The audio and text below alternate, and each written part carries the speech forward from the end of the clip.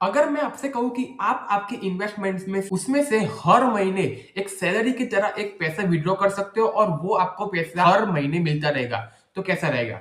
जी हाँ, मैं एक ऐसे फाइनेंशियल इंस्ट्रूमेंट के बारे में आज बात करने वाला हूँ। अगर आप उसको यूज करते हो एज अ रेगुलर सैलरी, तो आपको ये बहुत ही काम आने वाला है। So my name is Meet Parmar and welcome back to my YouTube channel Meet Your Finance, जहां पर हम फाइनेंस से रिलेटेड टॉपिक को डिस्कस करते हैं। और आज की इस वीडियो में हम कैलकुलेशन के साथ में ये देखेंगे कि कैसे आप भी, अगर आपकी एक यंग एज में आप एक अच्छा कॉर्पस इकट्ठा कर देते हो, तो कुछ साल के बाद आपको कैसे ये हेल्प करता है रेगुलर मंथली इनकम कमाने में। तो वीडियो को लास्ट तक जरूर देखना, क्योंकि हम इसको कैलकुलेशन के साथ करने वाला है कि जैसे आप भी कुछ साल के बाद उसमें से एक रेगुलर इनकम हर महीने एज अ सैलरी कमा पाओ। तो चलिए वीडियो को शुरू करते हैं। तो इसका नाम है एसडब्ल्यूपी। आपने कई जगह ये नाम सुना होगा। इसको बोलते हैं सिस्टमेटिक विड्रॉवल प्लान।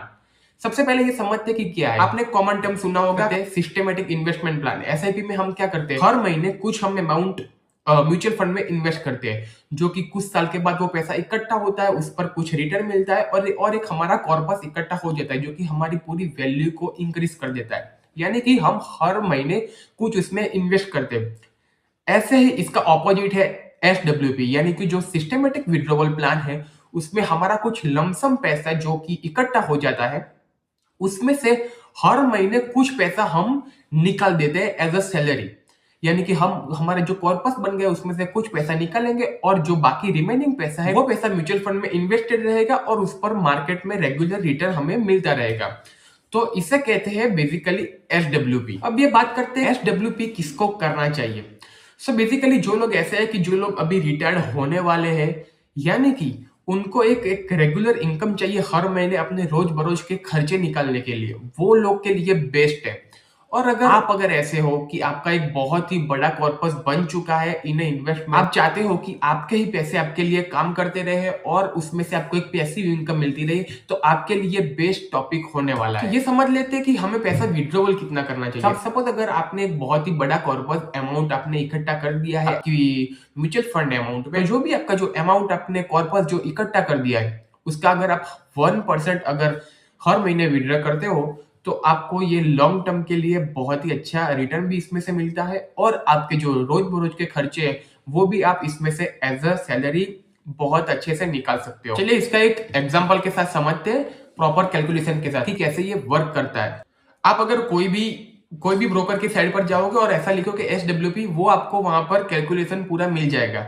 सपोज ये हमने जो एग्जाम्पल लिया है, वहां पर हम सपोज मान लेते हैं कि आपका जो कुछ साल के बाद जो कॉर्पस है इन्वेस्टमेंट वैल्यू, वो 10 लाख का हो जाता है। तो हमने टोटल इन्वेस्टमेंट वैल्यू हमारा 10 लाख का कर दिया है। हर मंथ हम विड्रॉ करेंगे 10,000 रुपीज, यानी कि 1% हम उसमें से विड्रॉ करेंगे हर मंथ। जो हमारा जो बाकी रिमेनिंग पैसा है, इन्वेस्टमेंट पैसा, उस पर हम मान लेते हैं कि हमारा 12% उस पर रिटर्न मिलेगा हमें एन्युअली। और हम ये जो 10,000 विड्रॉ करेंगे वो पूरे 20 साल के लिए, नेक्स्ट 20 इयर्स के लिए हम वो पूरा विड्रॉवल करेंगे। यानी कि अगर आप आपकी रिटायरमेंट के लिए प्लानिंग करते हो, तो आपका जो पूरा नेक्स्ट 20 इयर्स है वो आप इसमें से आपके जो रोज बरोज के खर्चे वो आप इसमें से निकाल सकते हो। तो हमने पूरा पैसा कितना इन्वेस्टमेंट किया था इसमें, 10 लाख रुपए। जो फाइनल टोटल आपने विड्रॉवल किया है नेक्स्ट 20 ईयर के लिए, वो करीब हो जाएंगे 24 लाख रुपीस।